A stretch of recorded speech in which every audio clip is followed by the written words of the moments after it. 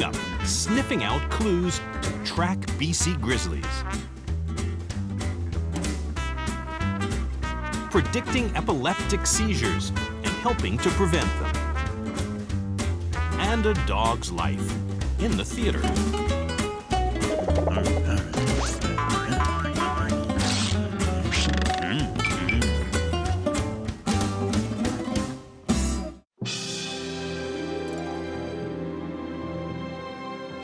Welcome to the heart of Canada's bear country.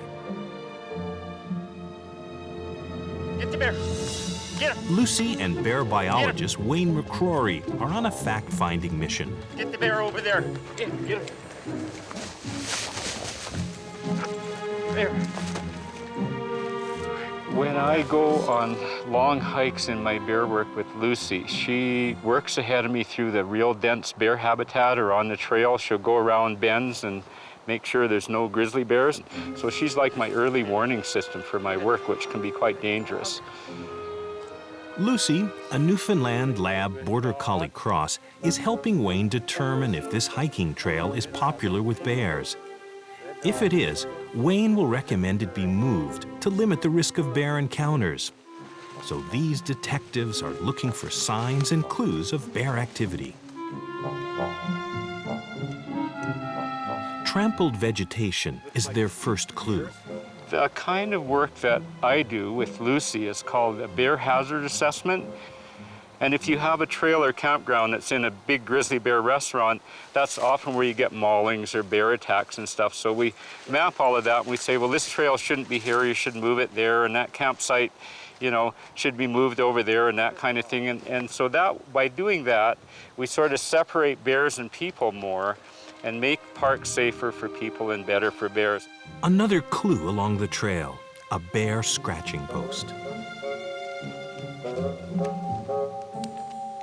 Because often we have to go into berry patches and stuff, and she gets right in there and lets me know if there's a bear around and makes it a lot easier and safer to do my work. Good dog, what a beautiful treat. Not only does Lucy keep Wayne safe from bears, she's an ace at sniffing out signs of them. I wouldn't trade her nose for any computer, any smell synthesizer in the world. Oh, you found some grizzly hair on the rubbing tree. What a good dog. Good girl. More evidence. Good girl. Good dog. When I'm hiking through the dense undergrowth, I don't have to myself always be looking for bears. I can be recording all the plants and the bear sign, and I just watch Lucy and she watches me. It's like a really almost telepathic way of working together. The evidence is mounting. It's a fresh bear track.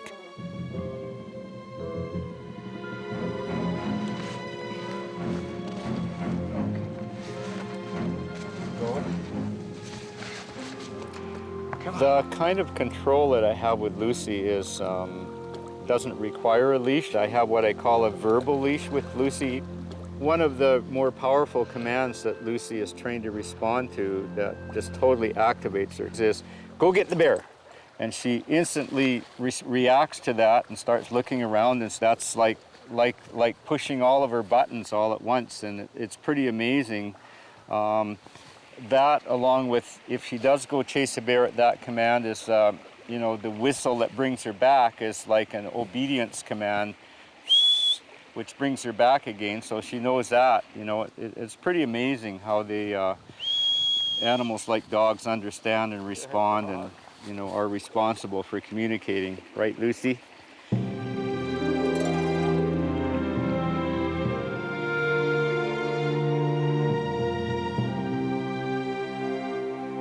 The relationship you can have with a working dog is really quite incredible, and I think for the kind of work we do, I have a very strong bond with Lucy, and she has a strong bond with me. It's kind of I think a very beautiful thing that humans have with animals and animals have with humans. It works both ways. Come on, Luce. Nothing around here in the way of bear use, so I think we'll be okay to spend the night here. Gonna pitch our tent and get a little fire going and have something to eat. See, we better get this tent up before it gets too dark. In remote areas, Lucy and Wayne go out for a week at a time and camp. I sleep very well at night because when Lucy comes in the tent with me, she's monitoring. When a bear does come by, which has happened, you know, she will wake me up by barking and stuff.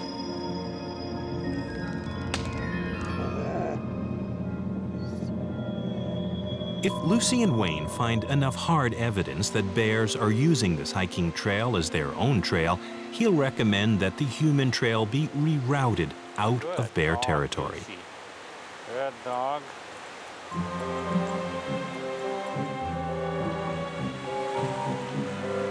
Careful. Careful, Lucy. Good dog. Wayne collects more evidence with high-tech gadgets like GPS and an infrared camera, which is triggered when a bear crosses in front of its beam.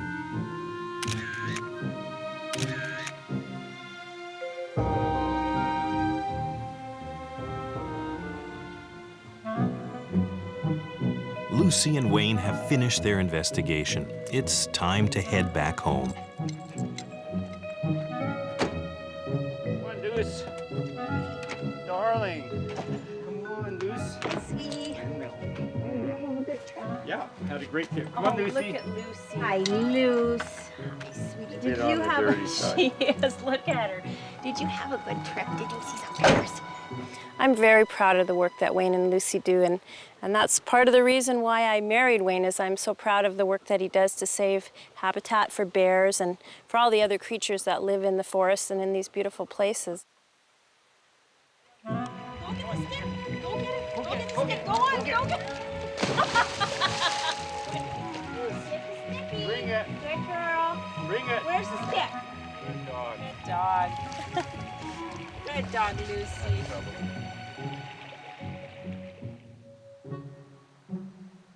The pair's findings indicate that to make the park safer for people and better for bears, the trail should be moved. Set a remote camera by you. Doing a good job. It's pretty nice. Lucy and Wayne's work has helped keep people and bears safe by rerouting trails in over 15 parks. Having traveled in places in the United States where the grizzlies are extinct, you have the mountains, you have the wilderness, but you have the spirit gone from the wilderness. And it just, I mean, they have a right to exist too. And I really feel like part of my life is dedicated to setting aside large sanctuary areas for bears. In fact, 500,000 acres of British Columbia rainforest have recently been set aside as a bear sanctuary, free from logging companies and people, thanks in part to the efforts of Lucy and Wayne. Harvey, a Staffordshire Bull Terrier cross, spends every second of every day with his owner, Jillian McCluskey. Jillian suffers from lupus and severe uncontrolled epilepsy. She needed to try something different because medication hadn't helped. He's a good lad. Jillian qualified for a seizure alert assistance dog from Support Dogs UK, run by Val Strong. They trained together for 8 months. Harvey walks at exactly Jillian's pace and looks up at her constantly. When we're training a seizure alert dog, it's very important that we teach them to be constantly focused on their owner. We're constantly teaching the dog to keep checking and looking because it is a minute behavioural cue, be it a slight change in facial tone or a dilation of pupil that may precede the seizure. And the dog has to be able to check on that and know when that's going to happen. Harvey can detect a seizure 15 minutes prior to its onset. What he's trained to do is detect minute behavioural cues that precede a seizure, which is why he's been taught to focus on Jillian, to constantly keep checking her. What he does is he superimposes the picture he's seeing now on a picture that's in his memory bank that, as far as he's concerned, is the norm. As soon as the picture he sees now is different from that normal memory, then what happens is that's his beginning of his alert. I don't get any auras at all. I can be feeling fine, but because Harvey's personality starts to change, then I know that something's going to happen. And then 5 minutes before the attack, he will suddenly go into a terrible tremor, whimper, and his eyes will focus on me and not move off me. And that's him starting to tell me that the attack is going to be 5 minutes' time and you must get yourself into a safe position. Val demonstrates how she trained Harvey to react when Jillian has a seizure. He's standing on my chest trying to stop me from getting up because I'm not well enough to get up, and I haven't given him the right signal to say that I'm well. And this is very, very, very important. When he's permanently trying to bring me round, standing on my chest, making sure that he tries to keep me in a position so that I don't get up before I need to and before I'm well enough to. Only when I can say his name, then he knows that I'm going to be okay, and all I see is this big black wagging tail, and he's happy that I'm okay and he's done his job. Harvey's reward is food. It keeps him relaxed about Jillian's seizures. The difference Harvey has made is astonishing. I was having about 5 to 10 seizures in a week, and they would come in a lot of clumps. And then they've come down to 1 seizure in the last 5 weeks. For epileptics, stress can bring on a seizure. Thanks to Harvey, Jillian feels secure and less stressed. Really? Like that, don't we? Yes, we do. One of the fantastic things is the dramatic reduction in seizure frequency once somebody has a seizure alert dog. So they're not only helping with people's epilepsy, they're actually treating it. It's something that a drug can't do. A drug cannot have that companionship and that loyalty. During her visit, Val microchips Harvey so that if he gets lost, he'll be found as soon as possible. Okay. All done now. You're a microchipped boy. She also teaches Harvey some new skills. Jillian has arthritis, and Harvey is learning to take things up and down the stairs. Send him down with something to me. Okay, take this to Val. Good boy! Oh, what a good boy! Yeah! Jillian has had Harvey for 15 months. Val visits every 4 months to see how things are going and to check that the standards of training are being maintained. There's my boy. That's it. We have to ensure that should Jillian drop the lead, that Harvey would be very happy to return to Jillian and also help her collect the lead together. It is a boy. Lead tension and curb approach is extraordinarily important with a seizure alert dog because obviously if you are likely to be going into a seizure, even if your dog's warned you, your dog should not drag you anywhere that's not appropriate. It's very, very important that the dog can remain calmly at the owner's side. Okay, Harvey. Okay. Good boy. Good boy. The assessment continues in the busy streets of Dorking to make sure Harvey isn't distracted by people, noise, or other dogs.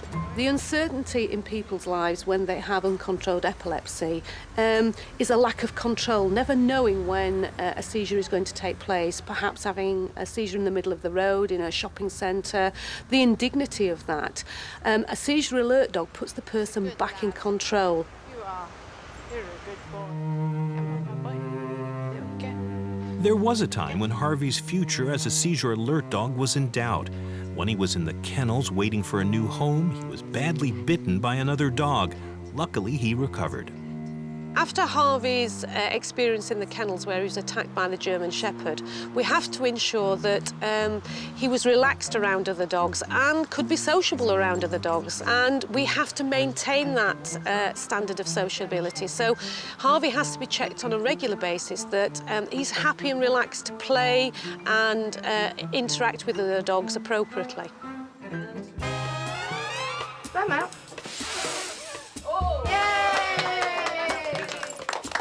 Harvey's been trained not to be distracted by food at home or in restaurants.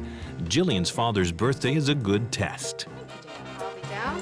Harvey settle. He can be in a room with lots of people and people eating and everybody around him. Doesn't bother him at all. He just takes it in his stride and all he will do is he'll be with me and watching out for me. Val is finished Harvey's assessment. Harvey seems to be doing very well. In all the seizure alert dogs that we've trained, Harvey is one of the best, I have to say. He's got a wonderful character. He's a little cheeky chap, I have to say, but his ability is outstanding. Good boy. Harvey's abilities were recognized recently when he won a national award.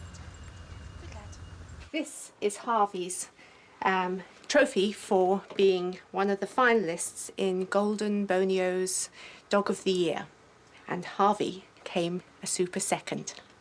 And that is why he is the best dog there is around. He is #1 dog.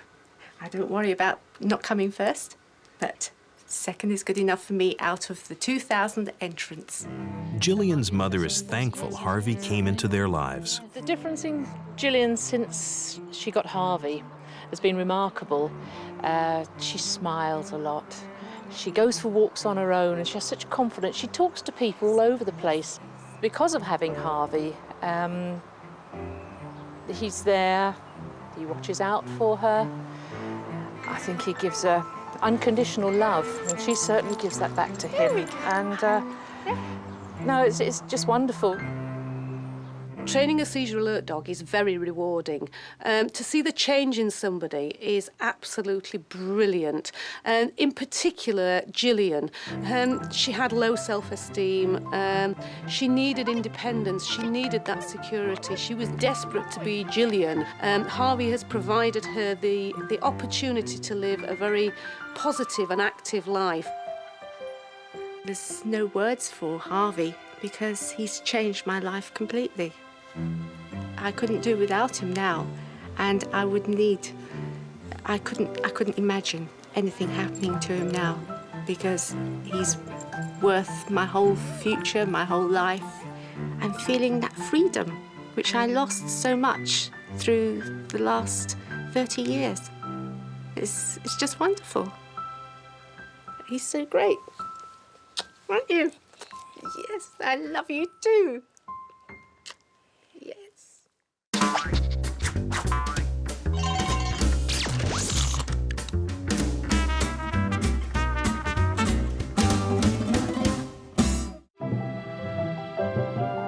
Canada's Stratford, Ontario is famous for its world-renowned theatre festival and its charm.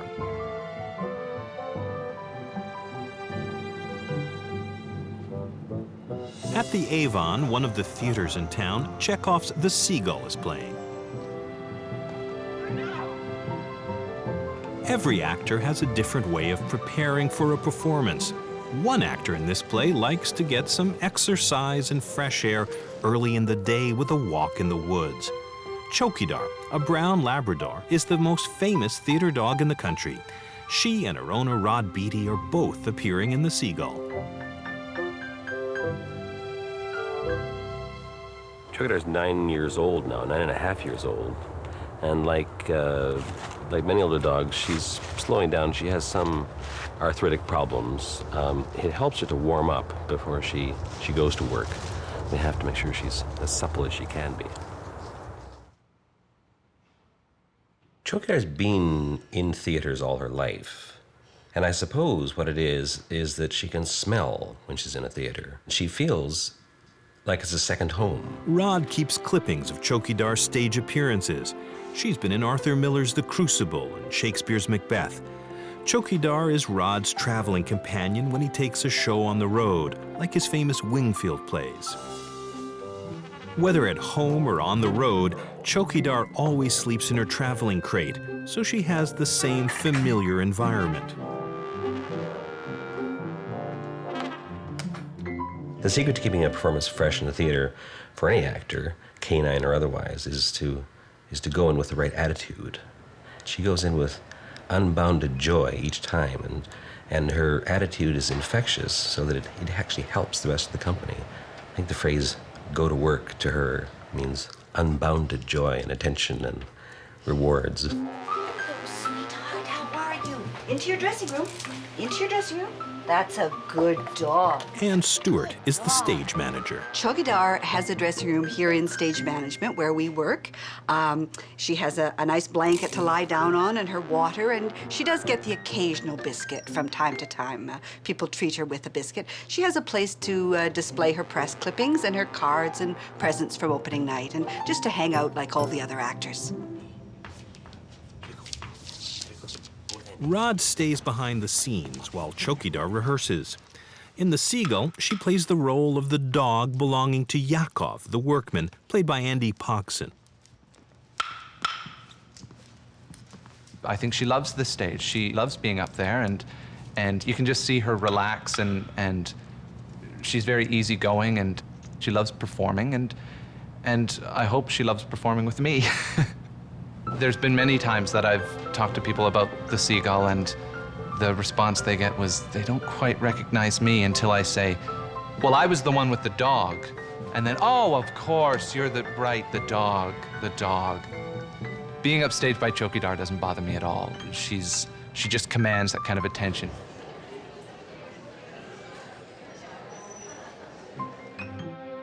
In their dressing rooms, the actors get ready. But there are no butterflies for Chokee Dar. She knows her cues, where to walk, where to stand, and when to wag her tail.